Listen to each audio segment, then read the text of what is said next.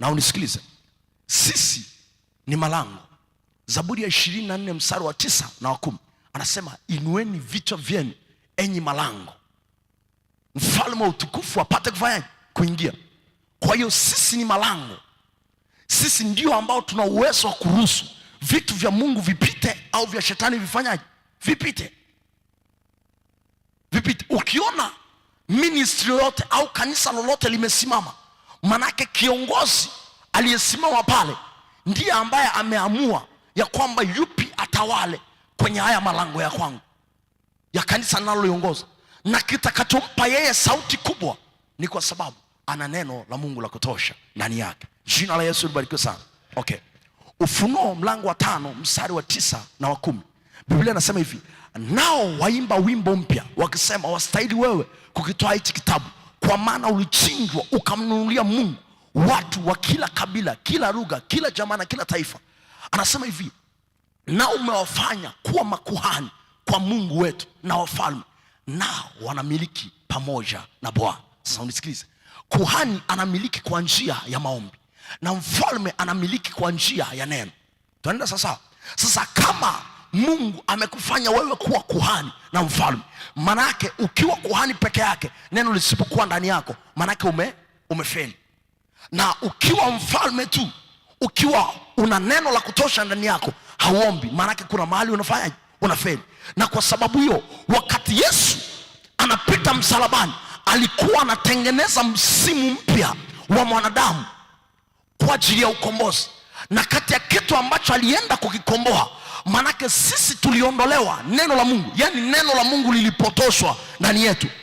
Na kwa sababu hiyo neno la Mungu lilipopotoshwa, sisi tukaanza kuishi maisha ya dhambi. Na tulipoanza kuishi maisha ya dhambi, hatuwezi tena kuona ile neema ambayo Mungu anaiachilia katikati ya maisha ya kwetu.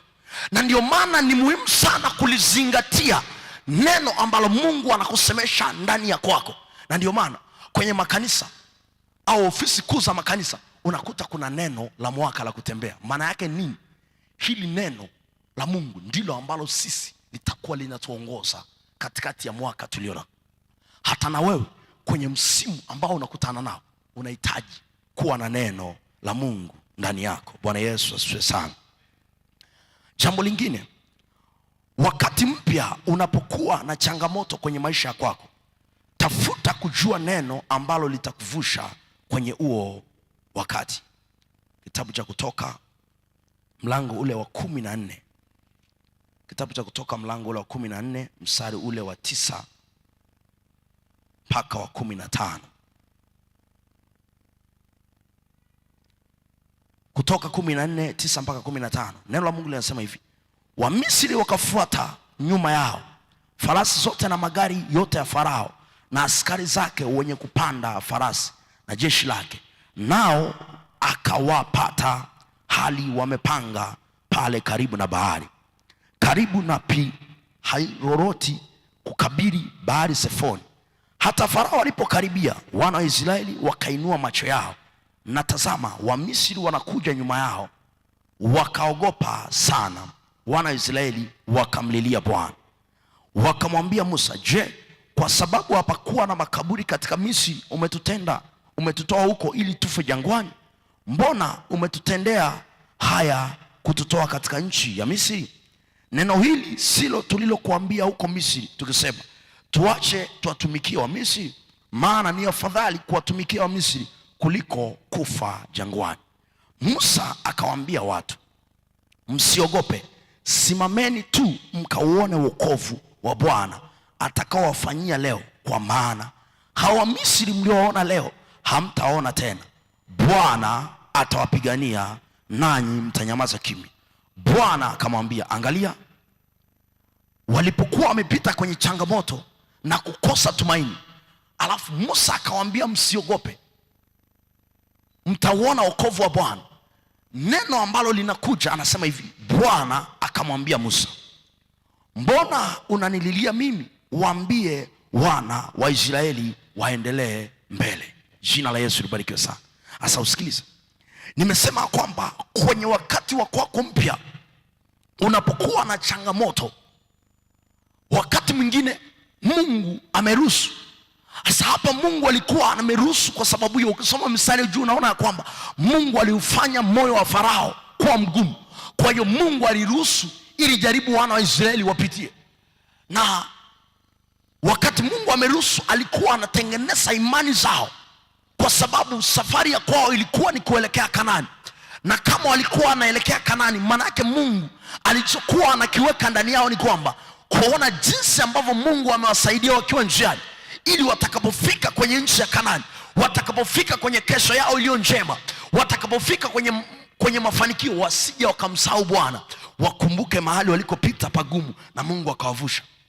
Sasa wakati wamefika pale, wanaona Wamisri wanakuja mbele yao na mafarasi na magari.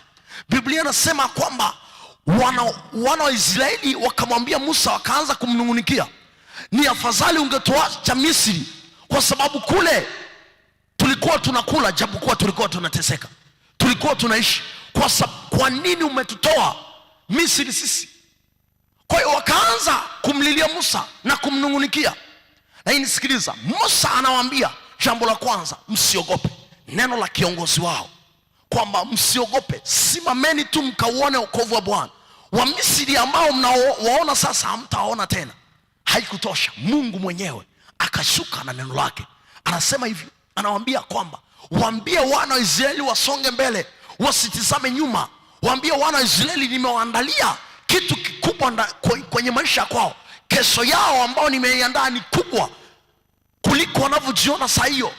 Unisikilize, wakati huu unaweza ukajiona ya kwamba ndoa ya kwako iko vizuri sana. Wakati mwingine unaona ya kwamba maisha ya kwako ni mazuri, lakini Mungu anakuja kwako anakuambia hivi, mpendwa mtu wa Mungu, usiendelee kukaa hapa. Kuna kesho yako njema ambayo nimeiandaa. Kuna msimu mpya nimeuandaa kwako, umebeba kitu kikubwa.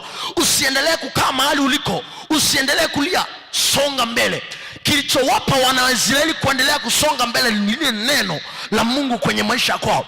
Neno hilo lilikuwa limebeba uamuzi wa kwao wa kuendelea kusonga mbele. Jina la Yesu libarikiwe sana.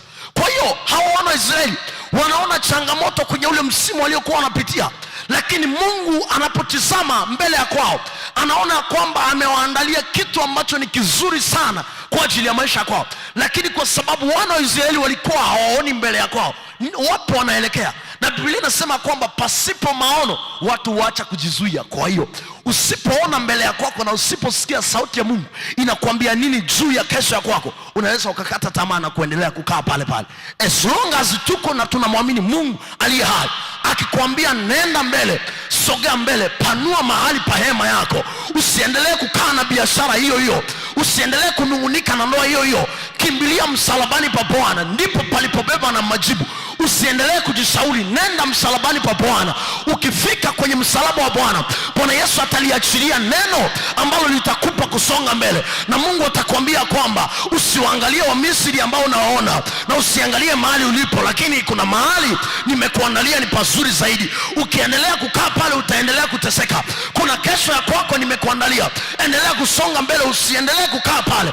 Lakini kitakachokupa wewe kusonga mbele au kwenda kwenye ule msimu ambao Mungu amekuandalia ni neno ambalo limetoka kwenye kinywa cha Bwana. Ndicho ambacho kitakupa nguvu ya kusogea, ndicho ambacho kitakupa neema ya kuona kwamba bado kuna ushindi mbele yangu. Jina la Yesu libarikiwe sana. Bwana Yesu asifiwe sana. Na watu wengi hapo ndipo ambapo panakuwa pana shida. Mwaka ukiwa ni mgumu au mwezi ukiwa ni mgumu, wanaona kwamba mbona Mungu ameniacha, mbona Mungu ameniacha.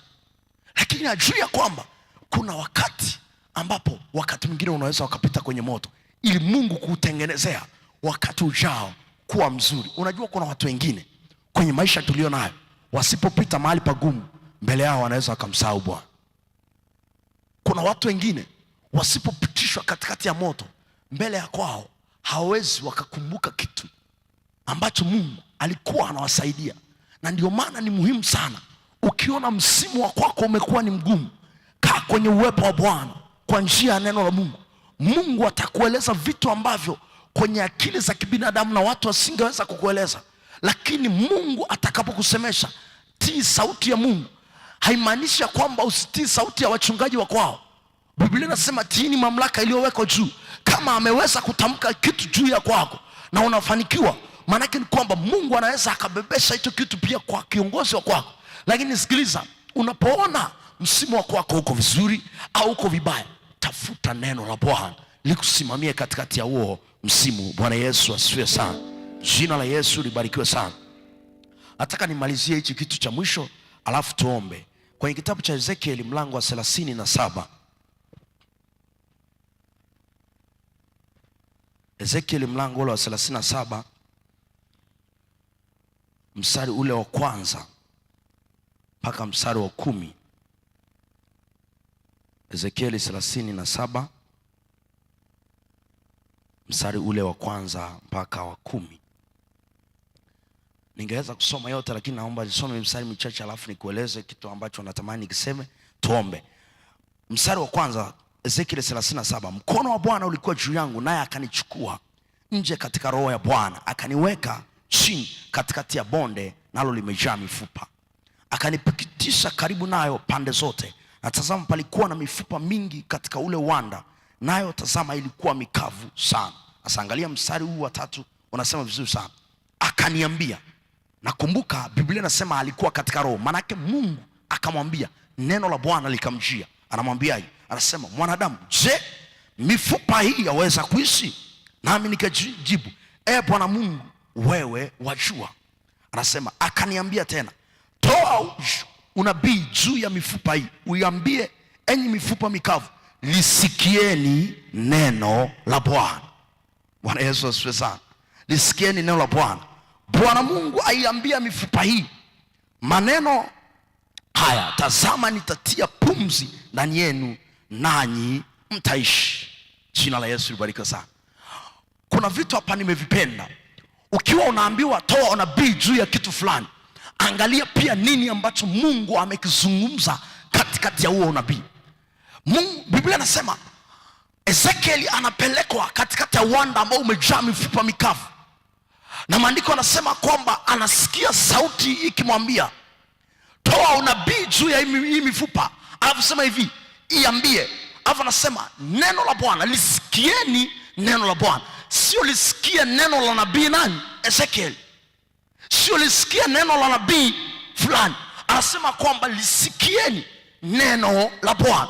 Kwa hiyo huu msimu ambao Ezekiel aliingizwa kwenye mifupa mikavu, kati ya kitu kimoja wapo ambacho Mungu anamwambia, nenda kaiambie mifupa hii, lisikieni neno la Bwana. Maana yake kwenye msimu wa mifupa mikavu ambayo ilikuwa inatakiwa iishi tena, ambacho kitu kilikuwa kinatakiwa muujiza utokee, ni wa neno la Bwana peke yake.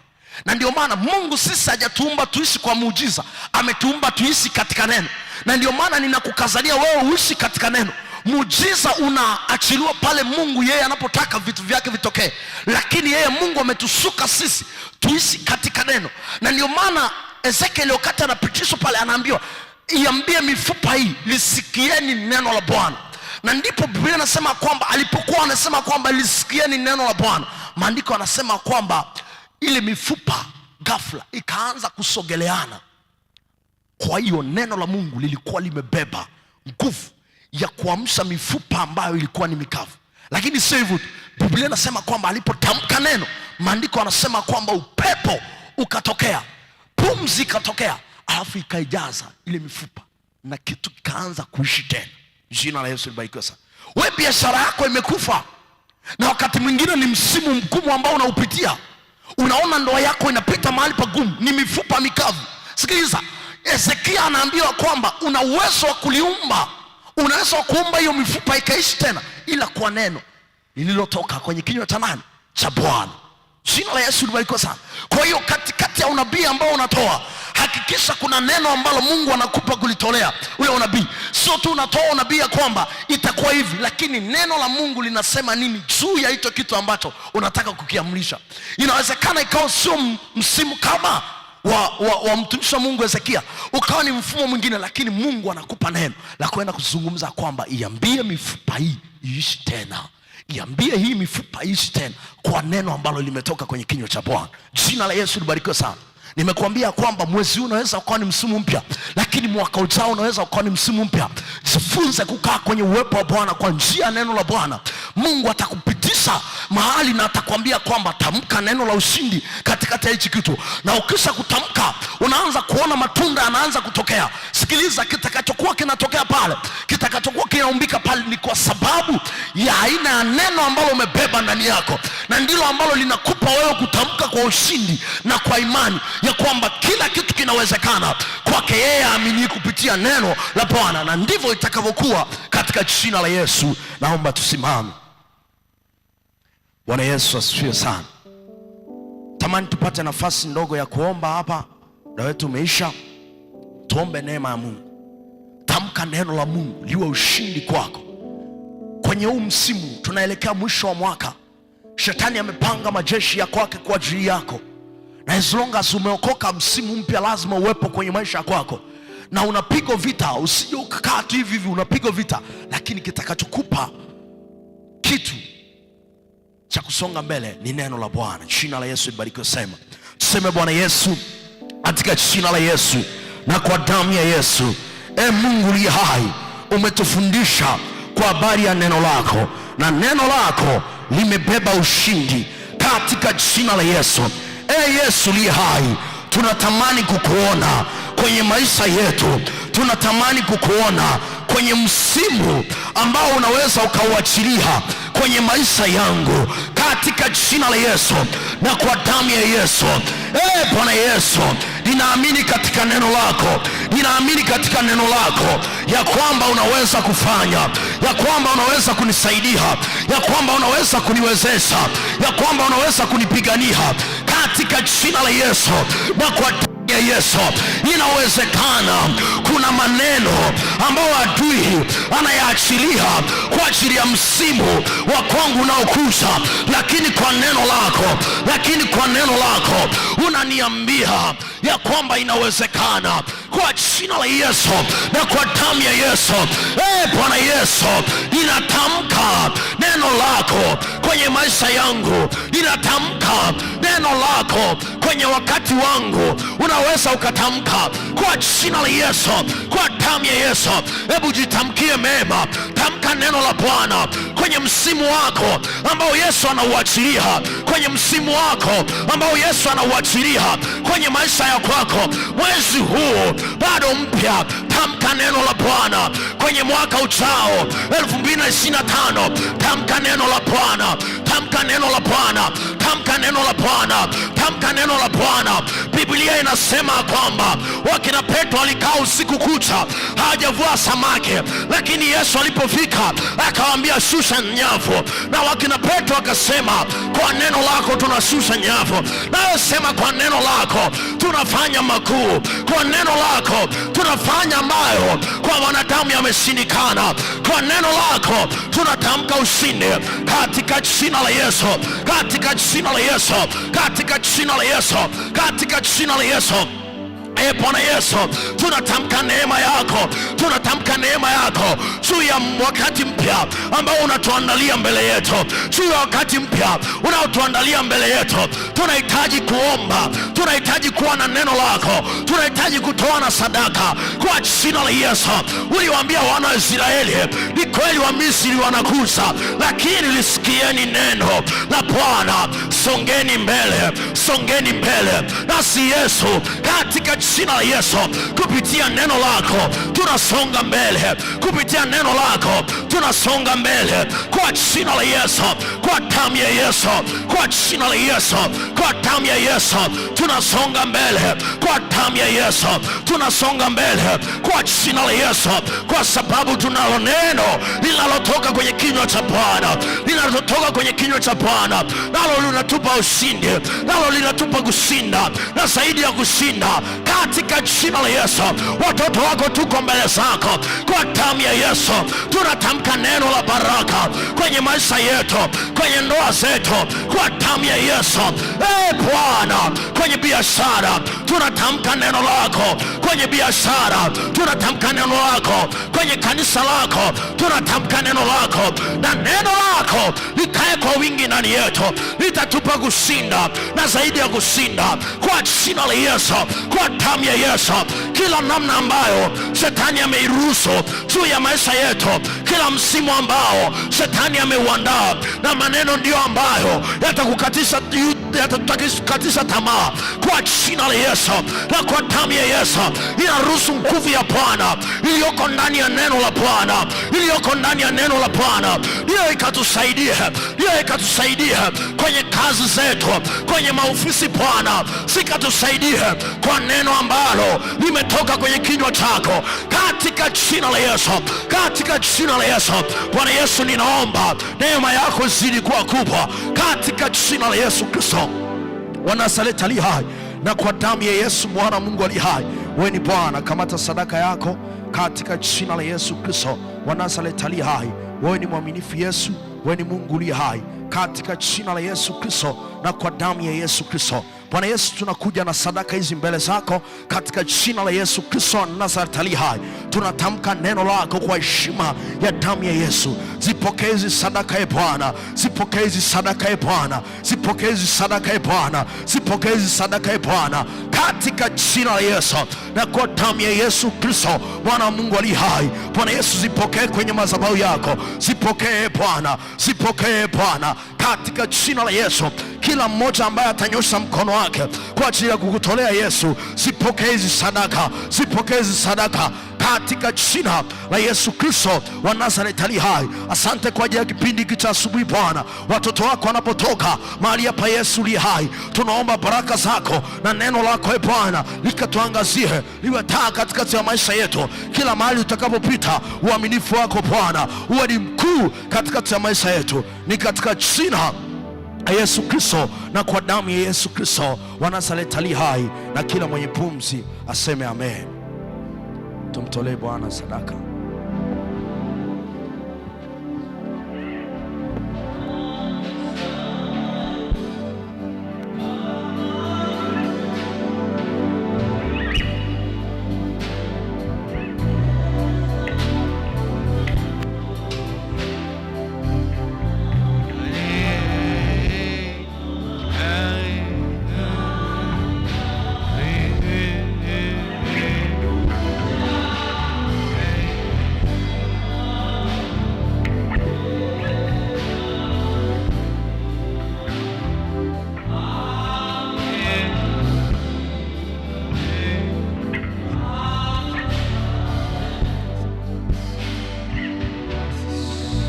Basi nyosha mkono wako madhabahuni kwa ajili ya kushukuru Bwana asubuhi ya leo.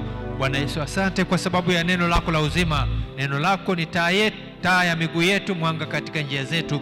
Wewe ni Bwana uliyetupa neno lako la uzima. Neno lako laangaza ndani yetu na kufukuza giza iliwalo lote ndani ya watu wako. Baba wa mbingu na nchi, neno lako la uzima linatosha kwa ajili ya ustawi wetu katika kazi zetu mbalimbali, katika maisha yetu ya kifamilia, katika huduma zote za kanisa lako. Neno lako la uzima ni ustawi wetu, ni maongezeko yetu, ni baraka zetu, ni kimbilio letu, ni nguvu yetu, ni ushindi wetu. Bwana, neno lako la uzima ni baraka kwetu. Bwana, tembea pamoja na watu wako. Pokea Mungu sadaka hizi na shukrani zetu zote na mahitaji yetu yote na maombi yetu yote tulileta kutoka kwako. Bwana, tunaomba ukapokee mahitaji ya watu wako, ili majibu yale yote tunayohitaji tuyapokee kutoka kwako. Tunangamanisha sadaka hii na sadaka kuu ya msalaba, damu yako ya thamani, ili Mungu mtakatifu kuwe na muunganiko katika majibu yetu na mahitaji yetu. Bwana, nasi tumeyapokea kwa imani katika jina la Yesu Kristo le hai, Bwana Mwokozi wetu. Wote tuseme amen. Mshangilie Bwana kwa